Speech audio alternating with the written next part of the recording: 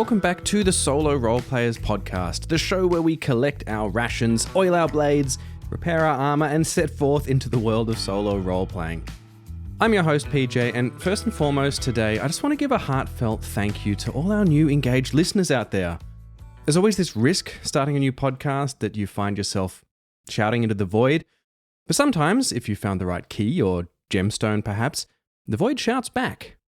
I've already had so many wonderful emails from listeners just after that first episode, a few telling me the show already pushed them into actually sitting down and getting started, which is just awesome and kind of the whole point I'm doing this. I also got a bunch of emails from listeners saying they'd love to hear interviews with their favorite content creators, most of whom I hadn't come across before, which is also great. I'm making a list, checking it once, because I can be a bit fast and loose like that, but I will make a point to reach out to as many as I can as time and schedule permits. I've also decided to try and get this show out fortnightly so I can keep up with all the content that I want to do, but we'll just see how we go. We're all just learning here. As for our guest today on the SoloRolePlayers podcast, I got to sit down with another of the content creators who inspired me to start playing. Thomas from Board Games with Thomas is a YouTube creator who does streams and playthroughs for both solo board games and solo RPGs on his channel, including 2 series now of the Fallout RPG with Mythic, just like I do over on my other show, A Wasteland Story, as well as a new season playing Forbidden Lands, which I'm yet to try, but after talking to him, I'm now itching to do so. We talk about Thomas's experience getting into solo gaming, his approach, some of the tools he likes to use, and as both of us are fans of both the video game and the RPG, we go down a bit of a Fallout rabbit hole somewhere in the middle. I hope you enjoy it.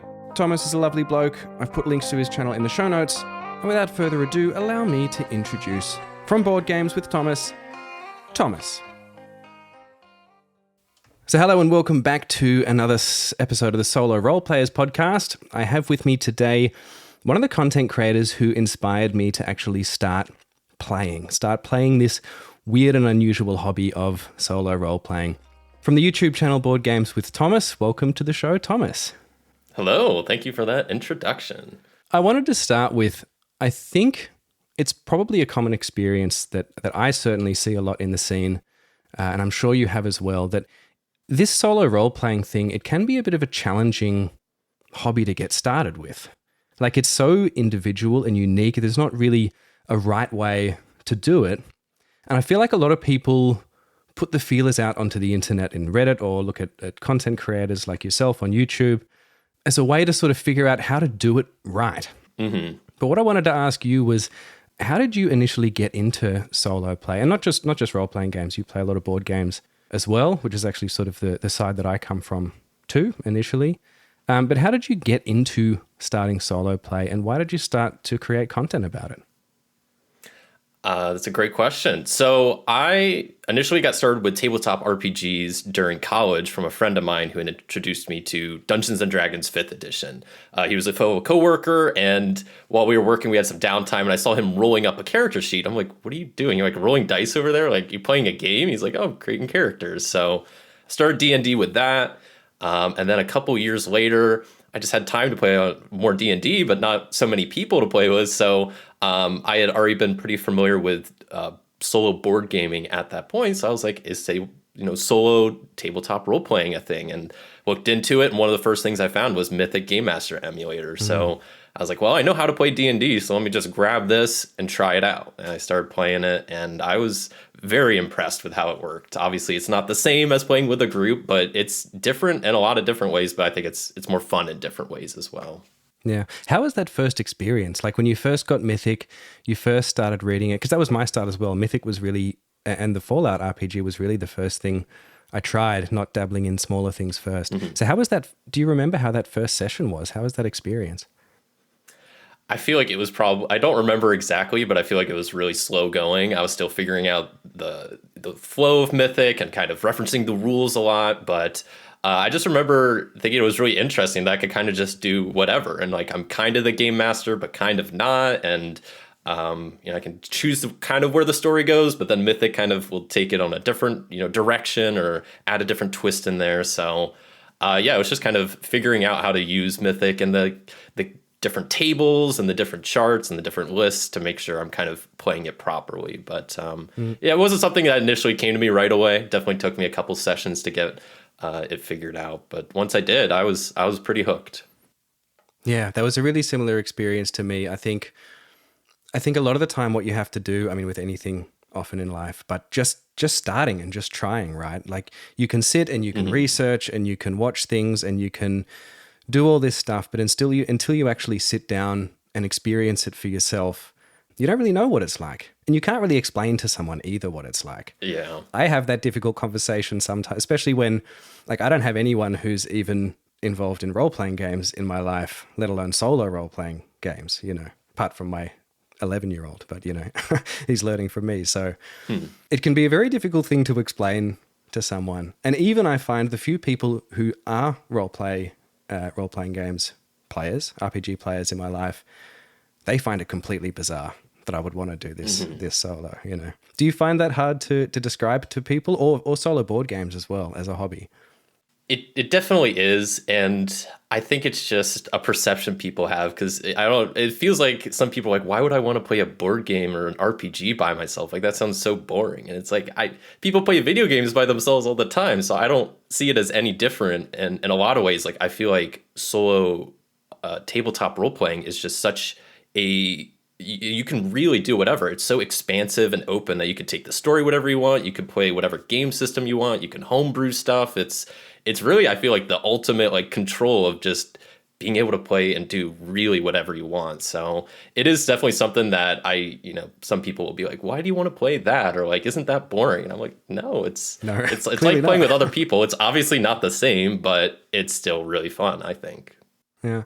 And do you come from a creative sort of a background at all? Just out of curiosity? Because a lot of people I talk to do in this hobby.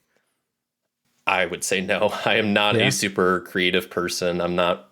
I don't draw. I don't paint. I don't write. The most creative thing I do is my full-time job. I am a programmer, so I do like create stuff with programming, but that's not. I guess in that sense, like a creative thing, I would say. Then, in that case, when you started using Mythic and you're asked to interpret a couple of words, which is a big thing about Mythic or a lot of oracles, how they work. You're asked to interpret a couple of words. Did that come pretty naturally to you, though, or did you have to sort of work at it?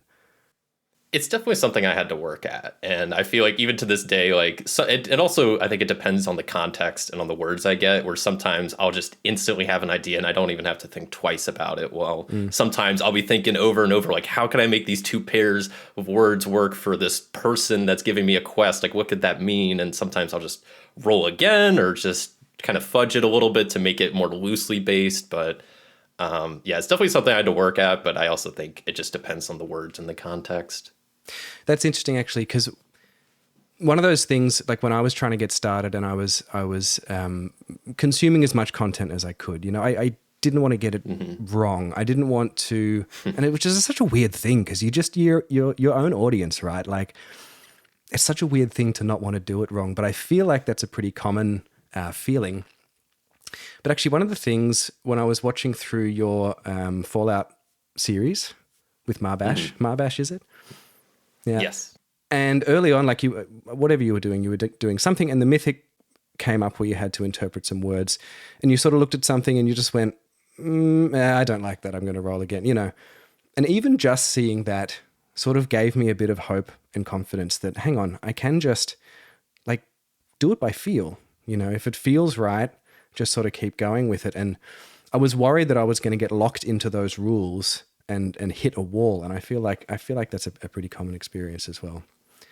Yeah, it's just, a lot of times, like I said, the words that just come up don't fit. And sometimes you just got to re-roll, or if you already have something in mind, maybe you just want extra ideas and they don't give you good ideas. So you just maybe go with what you had in your head the first time. But that's the great part about solo role playing is you can kind of do whatever you want. Exactly. Going back to that first D&D experience that you had, would you say you had a fair bit of experience with the D&D world at that stage, or was it still pretty new to you? I'd been playing it for a couple years now, so I was really familiar with the system. The world itself, like the lore and the characters, like the different races, I wasn't as familiar with, but I felt like I knew enough to kind of figure out something. Yeah. I just asked because I also want to ask you a bit about published adventures in a second. Presumably when you started out doing the first one, was it just you were sort of sandboxing it, or were you trying to run through an adventure? I was sandboxing it. I've personally never tried running through like a published adventure per se. I know that's something people have tried with solo roleplay, but most of the time I'll just, figure out a starting point, figure out a character, figure out what they're up to, and then just go from there. I want to ask a little bit about what sort of is your cross-section of board games to role-playing games as you play at the moment. Are you sort of heavier on the role-playing side, more on the board game side? I would say, I definitely started out this channel. I'm Board Games with Thomas. So I started out playing board games and then slowly kind of gradually went into the tabletop space. So I would say I'm still more board games than anything, but I still really enjoyed playing tabletop games. And I try to incorporate them into my channel and just getting to play them. But I think for me personally, it's just a thing of time where it's a bit harder for me to just pick up new tabletop games and learn the whole rule book and then try to make characters and play them solo. So a board game is usually a lot easier and quicker to pick up. So I sometimes find myself, if I just have a few hours in the evening, I'll play like a board game rather than a tabletop game where, if I have a good amount of time and I already know the rules, then I'll sit down with some solo tabletop stuff. And are you usually playing, like, is your play usually tied up to your content creation and streaming and stuff, or do you play outside of that as well? I do play outside of it. I will say probably most of my play time these days is on my channel, either live stream it or do a video. I will, of course, before I play like a new game system on the channel, I will play it solo beforehand just to make sure I have the rules down and whatnot. But one way I also do play a lot these days is I play with other groups of people, but I play with Mythic using that as the game master and kind of play GM-less, which is a nice thing I've really enjoyed with Mythic is like I can play with my buddies and we can just not have a game master and we're all kind of the game master and let Mythic do its thing. And I found that works really well. Tell me a bit about that, because that's something I'm quite interested in. My son's really starting to get into RPGs and stuff, and he plays like, D&D, bits and pieces of the rules that he's read, and just sort of makes it up with one mate, But I thought that'd be something really good to get into that the two of us could do together. How do you find that? Are you going in with little to no prep, like a GM usually would, and just playing similar to your solo?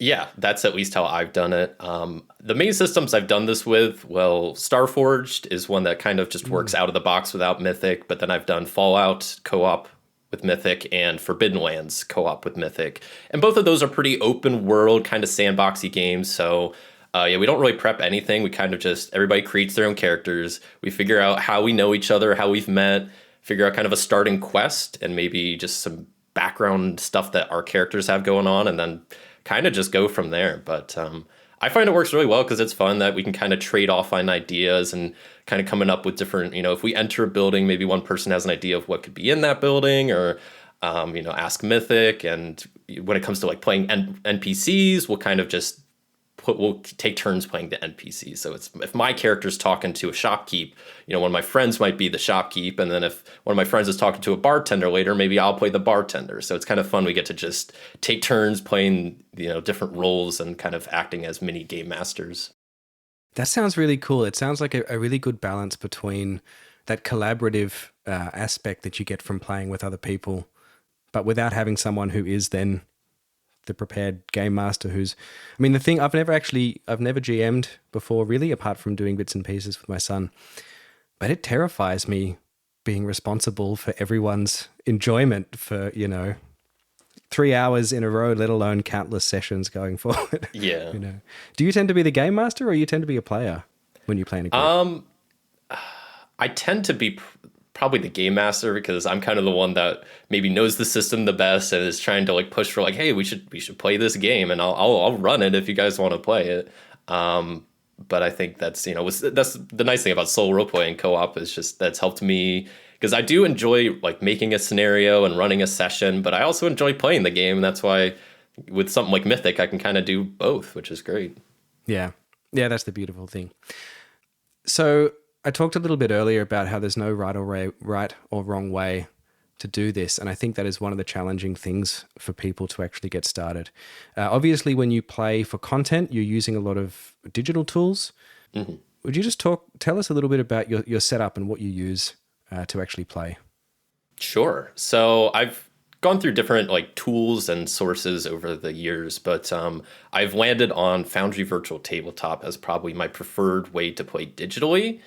And I get that some people don't love the idea of playing board games or RPGs digitally. I get it, because a lot of the times, as myself included, I spend a lot of time on the computer, so I like having a hobby that's away from the screens.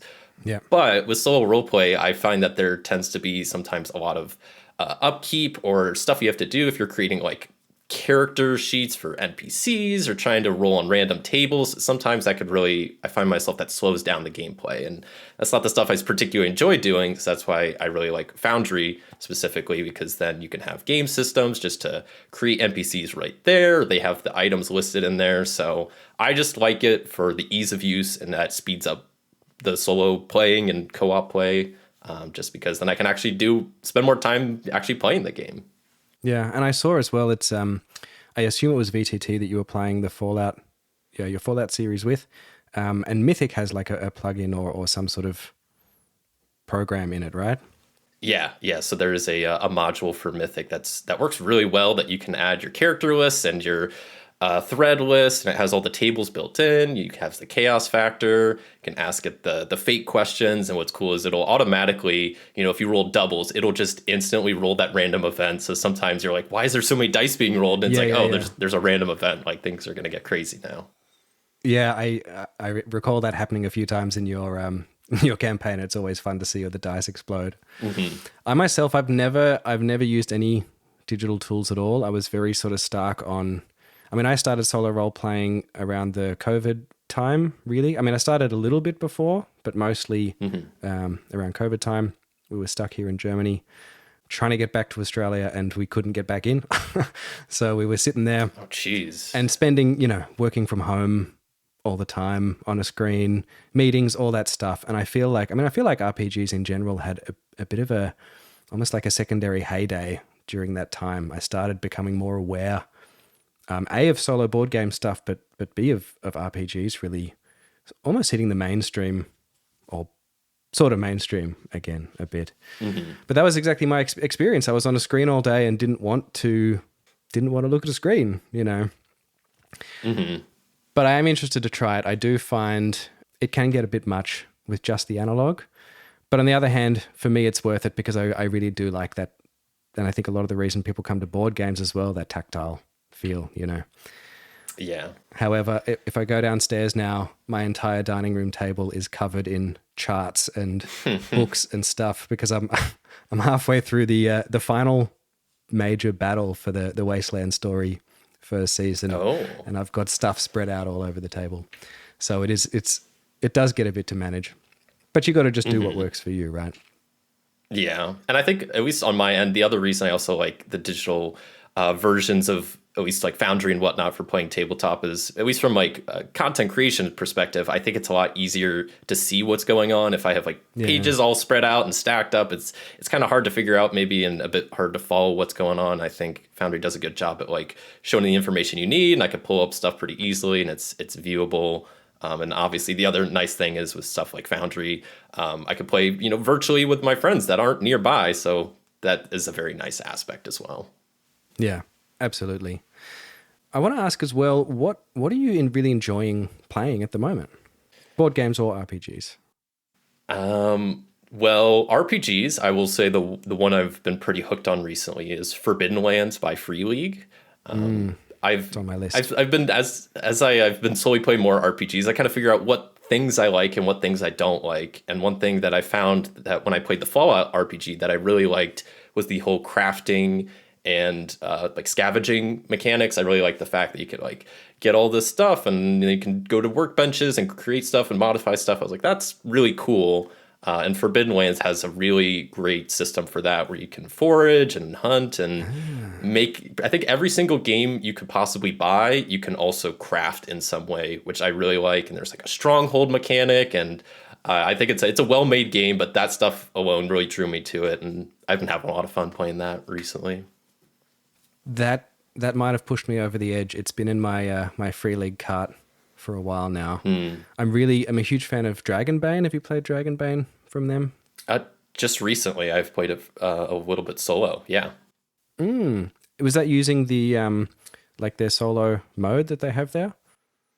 Yeah, that's probably the closest I've come to running like a published module. But yeah, that was their Alone in Deepfall Breach. Like, yeah, that's it. I forget exactly how to describe it. It's like a mini, not campaign, but yeah, just a way to play solo. I found that I played that for the first time solo last week and did that first Alone in Deepfall Breach mission. And I found it really, really interesting. So just to give the listeners a bit of an idea, if you're not aware, it's a system where you have, I think it's 6 points of interest. You get given a really loose quest. So I think the first quest was you have to rescue a captive orc. I think it was an orc. And then you have sort of 6 loose points of interest leading up to that climax of achieving your goal. Half of them, it's described what they are. So it might say, in this room, it's a plunging corridor and there's lava on the side, whatever it happens to be. And then you might roll up a random encounter of what the enemies are or whatnot. But some of them are completely blank. They're unknown, and so you have to roll and interpret. And I did find it was a really interesting mix of having a little bit of that hand-holding, which can be really useful to keep you on track, but then still giving you a bit of space and play to be able to mold the world and the experience as to how you like it. Did you find that as well with that sort of structure? I haven't seen that before either.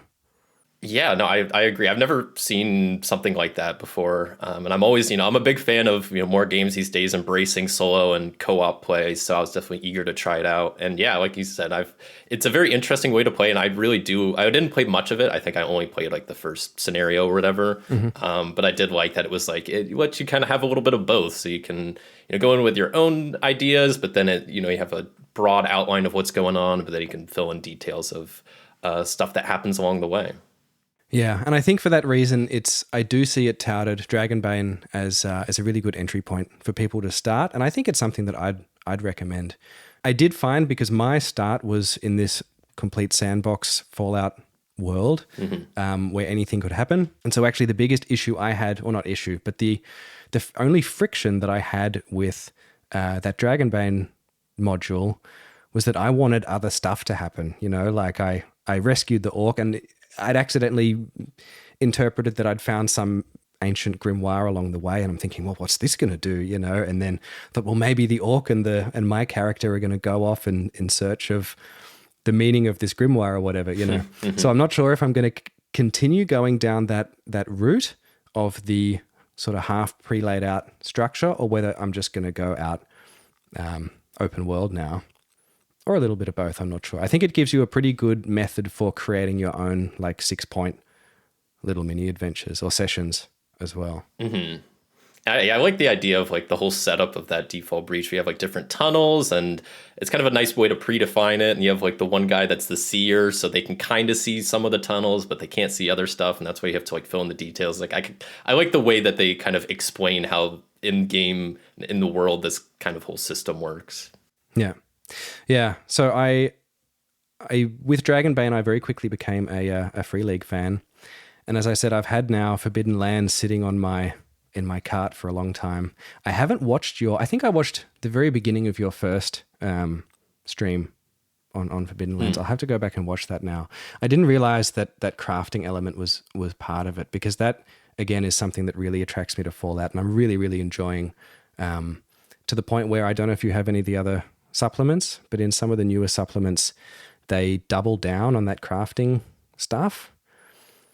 So for example, when you find junk, instead of just it being common and uncommon materials, you roll up and see what it actually is. It's a picture frame, so it has glass and wood, or a bowling ball, it has plastic, and then ways how you can work into building mods and stuff using specific materials, which is completely over the top and unnecessary, and you don't need to use it. But for me, I had a really great time thinking, picturing my bag of junk spread out over the table and thinking, how can I turn this into a really awesome sight for my rifle, No, I've unfortunately not got around to mess with any of the Fallout supplements. I think I bought one that had some extra classes or stuff that you could like kin that you can start as.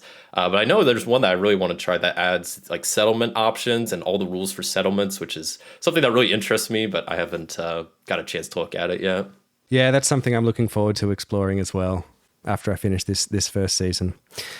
Tell me a little bit about your Fallout campaign then. I've watched, I think, all of it, if not most of it. You had a bit of a break on it and you came back in the last couple of months to it. Is that right?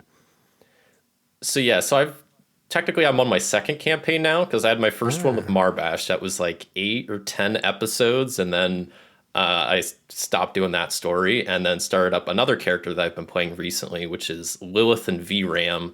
Lilith is like a raider that's trying to become a raider queen, and she has her trusty robot companion VRAM that's like a Mr. Handy robot.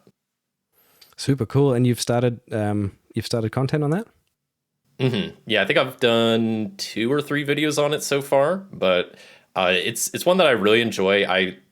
That series is probably the one I've put the most time I've ever put in like a solo roleplay like background, like fleshing out the characters. I made a bunch of factions, a bunch of characters for the factions. So I spent a lot of time like kind of putting in the groundwork so that I could just start playing and kind of seeing where it goes from there. So that one's been a lot of fun though. That's cool. And are you a Fallout fan from the video games as well, or? Yeah, so I am a Fallout fan, yeah. I started playing back when Fallout 3 came out, or I think around the time Fallout 3 came out on the Xbox 360. My brother and I had that game, and I really enjoyed that one. I played it a bunch, played all the DLCs, played a good amount of New Vegas, and then hadn't kept up too much with the game, so I played a little bit of 4, a little bit of 76, but still at least kind of kept up with what was going on with the series. And then I really enjoyed the TV show that they did recently. I thought that was really fun to watch and really well done, in my opinion. It seems like it did a pretty good job at kind of, having all the Fallout lore and characters in it. And I just really enjoyed it. Yeah, me too. Absolutely. And I think it's going to do really good things for, this particular game, Fallout 2D20 in general, because I think the fact that they already have been supporting it, and then with the hit of the TV show, it inspires me with a lot of hope that they're going to keep supporting this. And personally, I'm really hanging out for, I know they've announced the next campaign module called Royal Flush, if you've heard of that. I've not. It's set to come out later this year, and it's all set over on the West Coast, which is where my story is set. Because I'm a little bit older than you, I got into Fallout 2 as one of my first video games, and so I've been like marinating in Fallout lore since I was 10 or something whenever I played that game. And I think that's something that I had to allow myself to do with this RPG. And actually there was a line in one of the newer books in Fallout where it talks about, we're adding a lot of extra stuff here, please feel free to just rip bits out, throw stuff away, scrunch things up, modify things, And I sort of felt like it gave me permission to do that a little bit. Because I come from that Fallout 2 background, I really wanted to live in that sort of world a bit more, where things are a bit further spread apart, things are maybe not as densely populated, probably because of the nature of the limitations of the hardware and stuff at the time, but And so I think that can be something for you, useful information for people as well, that you shouldn't be afraid to just do what works for you. You don't like something, throw it away. You don't like Mythic's answer, throw it away. Now, I'm curious, so it's kind of circling back a little bit, because I have never personally played Fallout 1 or 2, but I've heard that they're, a lot more simplified, almost like more of a, tabletop RPG. Do you think they still hold up? Are they still fun to play? Would it be worth going back and trying at some point? That's always a difficult question. I put so many hours. That was like, when you first get into games as a kid and you really can just immerse yourself in the world. And, using using cheats and stuff, this kind of thing, and sort of exploring everything you can. I would say that they hold up, but that is with severely rose-colored glasses, having not actually gone back to try and play it. I think if you're on a computer, any video gaming that I do, I typically do on a console. I don't think it would work. But especially if you're on a PC, I can't see why it wouldn't hold up.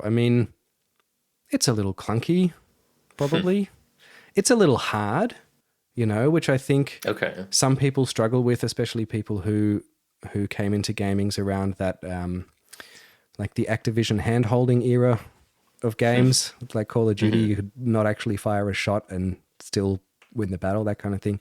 So I do think there might be some pushback with that. But for the story alone and the setting and the humor, like it's a lot more survival feeling and a lot less shooter feeling than the newer 3D games, Okay.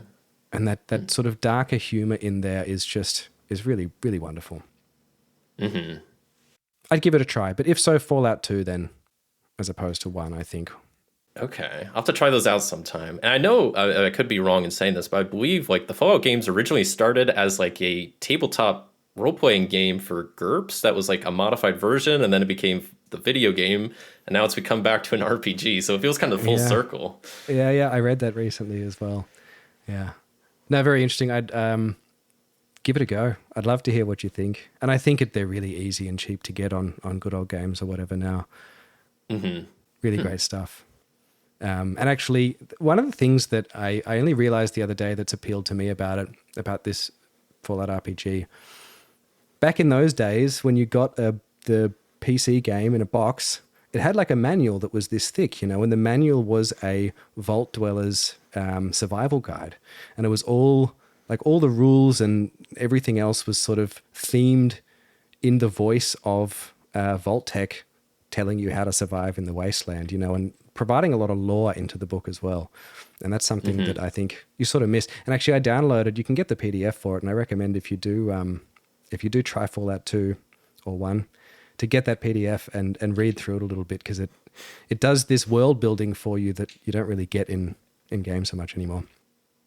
I'm very excited to check out more of your Fallout stuff. Talking about other games, though, we all have sort of shelves of shame, right? What are you not playing that you want to be playing, and why? I kind of alluded to this earlier, but I play more board games as of recently because I feel like it's a bit harder for me to get RPGs to the table, just because I feel like I want to get comfortable with the rules before doing like a video on them or something. So I have a huge list. I think last time I checked, it was something close to like 50 RPGs that I want to play at some point. Some of them you can play solo, some of them you can't, but might work with something like Mythic that I want to try because I keep hearing good things about. I'm pretty active on Reddit, and so there's like some RPG subreddits that I keep seeing like all these different games come up. Off the top of my head, like RuneQuest, Mithras, Traveler, Mothership, Knave. What was it? I don't have the list in front of me, but every time I hear one, I add one, and the list has just gotten too long that I wish I had more time to start playing some of these, but they're hard to get to the table. And it's a bit overwhelming as well, because there's, board games too, but there's so much new stuff and ostensibly so much great stuff out there at the moment. Yeah. Have you read Solo Game Master's Guide? I think it's called, by Geek Gamers? I have not. I actually bought it when I was getting into solo role playing, but then I don't think I really read through it much. But I do watch Geek Gamers, and I've heard of it, and I have it downloaded, but I've never given it a proper read through. Is that something you've read through? Yeah, I found that really helpful sort of early on. Mostly philosophically, I think. It was really useful, and I talked about this in the last episode of the show with Man Alone, but something he said on his channel, which is what made me aware of this book and picked it up, is that one of the first things that Geek Gamer says in the book is it's really important to accept and to understand that it's all play. And as soon as you accept or understand, or embrace rather, the fact that drawing maps or making a weather table, as I did for Fallout, or, I actually have your printout of the Fallout cheat sheet that you made when you started doing your Fallout campaign, I think. Oh, okay. However long ago it was when you were first doing it, I commented on it and said, I really want to start doing this. Can I have your cheat sheet? And you were kind enough to send me the link. And that was something that was sort of really, really inspiring and enlightening for me. But something else that she says, which is something I want to experiment on this channel a little bit, which I haven't announced yet. But when I'm not doing interviews, I also, like we all do, have books and books that really hard to pick up and get started because you want to give it enough time, you want to give it enough input to do it justice, and it can be quite daunting to do that, right? One of the things that Geek Gamer talks about in the book is where you, she says, don't read the book, don't create a character, like create a character later, but rather you should, or at least her advice is, flick through the book, pick something that jumps out at you that seems interesting or different about this particular world or this particular RPG. Just read that section. Maybe go to a few like city locations or world lore or something like that and read a little bit about that. And then start to craft a seed of an idea, like a small object or something that could be the catalyst for something. And then once you have a world, then go back and make a character that makes sense in that place and go from there. And she also says, like, just play it then. Don't worry about reading all the rules. Don't worry about getting it all right. When something comes up, like if you are using something like Mythic, if you don't know what the rule is and you want to keep playing, just ask Mythic if you hit or kill the thing or whatever it happens to be.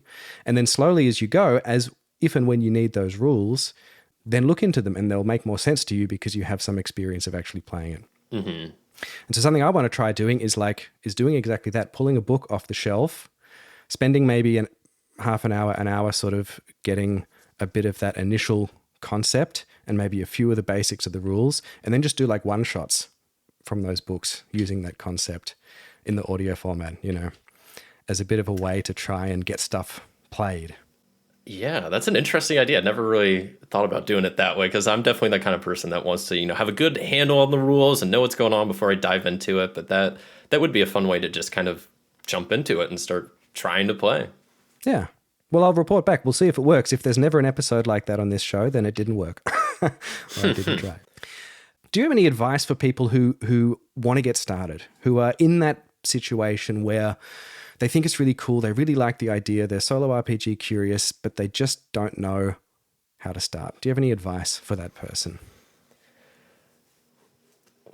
It's going to be cliche advice, but it's going to be, I would think, just try it. Just go and see, make mistakes and, figure it out along the way. I think the way I start is a good way to start, where you're comfortable with an RPG system already. Just grab that and grab something like Mythic. You don't have to use Mythic, but that's probably what I would recommend. And you don't have to use all of it. You could just use the fate chart and nothing else and still get by pretty well. And I think just have fun. And like you said, there's no really wrong way to play it. And I do agree that you mentioned it earlier, that I've come around to the idea that prep is play, that creating characters, creating maps, all of that, even though if you're not actively rolling dice and playing the game, it's still, I think, part of the fun.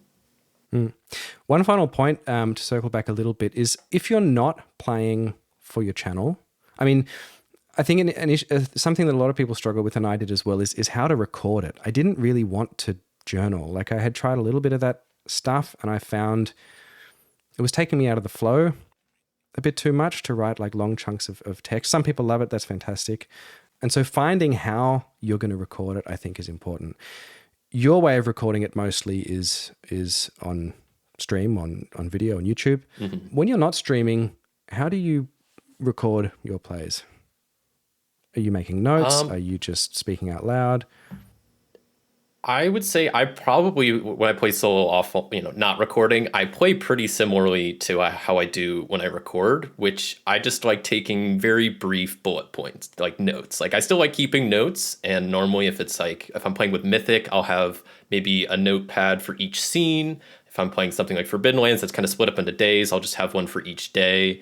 And yeah, I don't love to keep big detailed notes because I feel like that kind of slows me down, but I do like having just bullet points of, I went there and talked to this character and got this quest and then went to this place. And then even if I don't have all the details written down, that at least kind of help me remember what was going on if I pick this back up like a couple days or weeks from now, that I won't be completely lost at where my character was at and what I was up to. Excellent. Thomas, it's been an absolute pleasure. I really want to thank you so much for coming and joining me today. Where can people find you and what's coming up on your channel?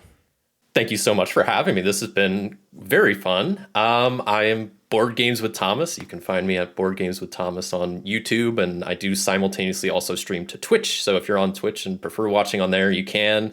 And what's coming on the channel, I don't really have anything exciting to announce. I just got back from Gen Con, so I'm playing a lot of the games I got there, and I want to pick back up on both my current 2 RPG series, is Forbidden Lands and Fallout. So I plan on continuing both of those in the next week or two.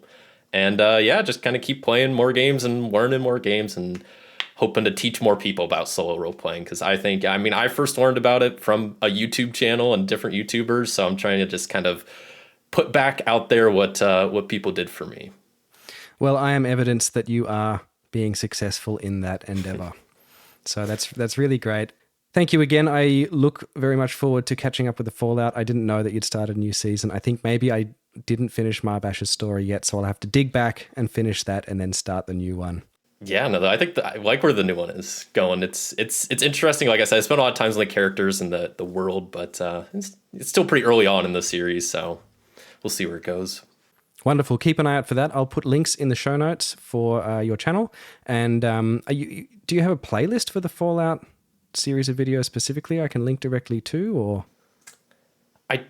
I kind of do. I think I have the series broke up into different playlists. So, I have a whole playlist just for solo RPGs, and I think I have one for the past series with Marbash, but I don't think I have a playlist for my current one. So, okay. Yeah. Well, I'll link whatever I can find there. People can go along and see how you're playing Fallout as well, and all the other games too. Thank you very much. Maybe we can talk again one day in the future when we've played all sorts of new games and gotten into more stories and more characters. That would be awesome. Thank you so much for having me. Thank you for joining me today on another episode of the Solo Roleplayers podcast. You can find links to our guest content in the show notes. Specifically, if all the Fallout talk got you intrigued by the RPG, then there are links to check out Thomas's solo play series on YouTube of Fallout and to my solo play Fallout podcast, A Wasteland Story. Please do keep the emails coming in to soloroleplayerspodcast@gmail.com. Currently, that's the best way you can reach me, or perhaps you can find me, PJ Sack, floating around the solo RPG threads on Reddit and get in touch there. I got more interviews with wonderfully interesting people in the community lined up, as well as a bunch of other fun little ideas for the channel, one of which was pondered briefly on this episode. That's it from me today, but until next time, may your torch stay lit. Just for one more room. Bye.